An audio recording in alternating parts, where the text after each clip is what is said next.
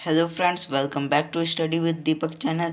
Friends, आज हम लोग करने वाले हैं DAV class 9 Hindi Kshitij chapter 1 दो बैलों की कथा का प्रश्न उत्तर। फ्रेंड्स, और भी ऐसे वीडियो देखने के लिए हमारे चैनल सब्सक्राइब करें और अपने दोस्तों के साथ शेयर करें ताकि उनको भी प्रश्न उत्तर लिखने में हेल्प मिल सके। चलो फ्रेंड्स, बिना किसी देरी के वीडियो स्टार्ट करते हैं। प्रश्न पहला, कांजी हाउस में कैद पशुओं की हाजिरी क्यों ली जाती होगी? उत्तर, कांजी हाउस में कैद पशुओं की हाजिरी इसलिए ली जाती होगी ताकि कैद पशुओं की संख्या का पता चल सके और पता लगाया जा सके कि उनमें से कोई भाग या मर तो नहीं गया है। क्वेश्चन नंबर 2, प्रश्न दूसरा, छोटी बच्ची को बैलों के प्रति प्रेम क्यों उमड़ आया? उत्तर, छोटी बच्ची की माँ मर चुकी थी। वह माँ के बिछड़ने का दर्द जानती थी, इसलिए जब उसने हीरा मोती की व्यथा देखी तो उसके मन में उसके प्रति प्रेम उमड़ आया। उसे लगा कि वे भी उसी की तरह अभागे हैं और अपने मालिक से दूर हैं। प्रश्न तीसरा, कहानी में बैलों के माध्यम से कौन कौन से नीति विषयक मूल्य उभर कर आए हैं? उत्तर, इस कहानी के माध्यम से निम्नलिखित नीति विषयक मूल्य उभर कर सामने आए हैं। पहला, विपत्ति के समय हमेशा मित्र की सहायता करनी चाहिए। दूसरा, आज़ादी के लिए हमेशा सजन एवं संघर्षशील रहना चाहिए। तीसरा, अपने समुदाय के लिए अपने हितों का त्याग करने के लिए तैयार रहना चाहिए। चौथा, आज़ादी बहुत बड़ा मूल्य है, इसे पाने के लिए मनुष्य को बड़े से बड़ा कष्ट उठाने को तैयार रहना चाहिए। क्वेश्चन नंबर 4, प्रश्न चौथा, प्रस्तुत कहानी में प्रेमचंद ने गधे की किन स्वभावगत विशेषताओं के आधार पर उसके प्रति ऋण अर्थ मूर्ख का प्रयोग न कर किसी नए सह अर्थ की ओर संकेत किया है? उत्तर, प्रेमचंद ने गधे की सहनशीलता, सीधेपन, क्रोध न करने, हानि लाभ, सुख दुख सामने रहने आदि गुणों के आधार पर उसे बेवकूफ़ के स्थान पर सत स्वभाव का प्राणी करार दिया है, जो बहुत अधिक सीधेपन के कारण सामान के पत्र नहीं समझा जाता। प्रश्न पांचवा, किन घटनाओं से पता चलता है कि हीरा और मोती में गहरी दोस्ती थी? उत्तर, हीरा और मोती दोनों बैलों में गहरी दोस्ती थी। कहानी के कुछ प्रसंगों के माध्यम से यह बात स्पष्ट होती है। पहला, दोनों एक दूसरे को चाटकर और सूंघकर अपना प्रेम प्रकट करते थे।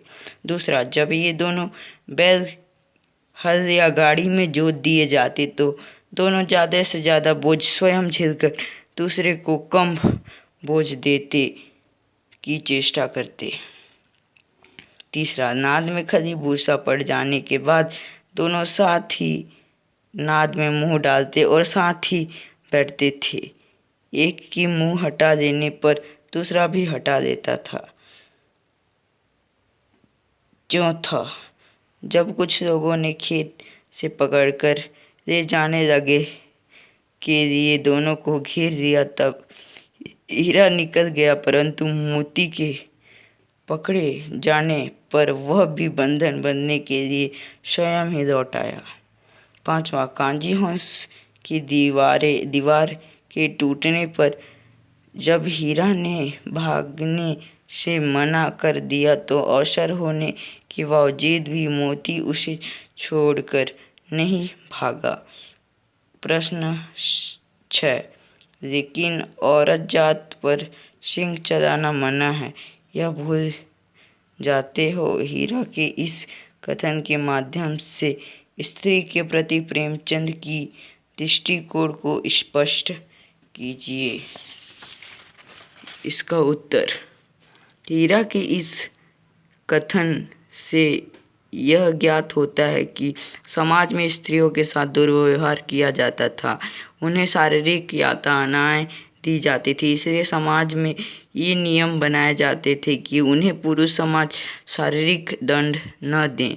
हीरा और मोती भले इंसानों के प्रतीक हैं, इसलिए इनके कथन सभ्य समाज पर लागू होते हैं। असभ्य समाज में स्त्रियों की प्रताड़ना होती रहती थी। प्रश्न 7वां, किसान जीवन वाले समाज में पशु और मनुष्य के आपसी संबंधों को कहानी में किस तरह व्यक्त किया गया है? उत्तर, प्रेमचंद ने किसान जीवन में मनुष्य तथा पशु के भावात्मक संबंधों को हीरा और मोती दो बैलों के माध्यम से व्यक्त किया है। हीरा और मोती दोनों झूरी नामक एक किसान के बैल हैं जो अपने बैलों से अत्यंत प्रेम करते हैं और इसी प्रेम से वशीभूत होकर हीरा और मोती अपने मालिक झूरी को छोड़कर कहीं और नहीं रहना चाहते हैं। इससे यह स्पष्ट है कि पशु भी स्नेह का भूखा होता है। प्रेम पाने से वे भी प्रेम व्यक्त करते हैं और क्रोध तथा अपमान पाकर वे भी असंतोष व्यक्त करते हैं। प्रश्न 8वां, इतना तो हो ही गया कि 9-10 प्राणियों की जान बच गई, वे सब तो आशीर्वाद देंगे। मोती के इस कथन के आलोक में उसकी विशेषताएं बताइए। उत्तर, मोती के इस कथन से उसकी निम्नलिखित विशेषताओं उभर कर सामने आती है। पहला, वह आशावादी है क्योंकि उसे अभी भी यह विश्वास है कि वह इस कैद से मुक्त हो सकता है। दूसरा, वह स्वार्थी नहीं है। स्वयं भागने के बजाय उसने अन्य सभी जानवरों को सबसे पहले भागने का मौका दिया। प्रश्न 9वां, आशय स्पष्ट कीजिए। क, अवश्य ही उनमें कोई ऐसी गुप्त शक्ति थी जिससे जीवों में श्रेष्ठता का दावा करने वाला मनुष्य वंचित है। उत्तर, हीरा और मोती बिना कोई वचन कहे एक दूसरे की मन की बात समझ जाते थे। प्रायः वे एक दूसरे से स्नेह की बात सोचते थे। यद्यपि मनुष्य स्वयं को सब प्राणियों से श्रेष्ठ मानता है, किंतु उसमें भी ये शक्ति नहीं होती है। ख, उस एक रोटी ने उसकी भूख तो क्या शांत होती, पर दोनों के हृदय को मानो भोजन मिल गया। उत्तर, हीरा और मोती गया के घर में बंधे हुए थे। गया ने उसके साथ अपमानपूर्ण व्यवहार किया था, इसलिए वे क्षुब्ध थे। परंतु तभी एक नन्ही लड़की ने आकर उन्हें एक रोटी ला दी। उस रोटी से उनका पेट तो नहीं भर सकता था, परंतु उसे खाकर उनका हृदय जरूर तृप्त हो गया। उन्होंने बालिका के प्रेम का अनुभव कर लिया और प्रसन्न हो उठे।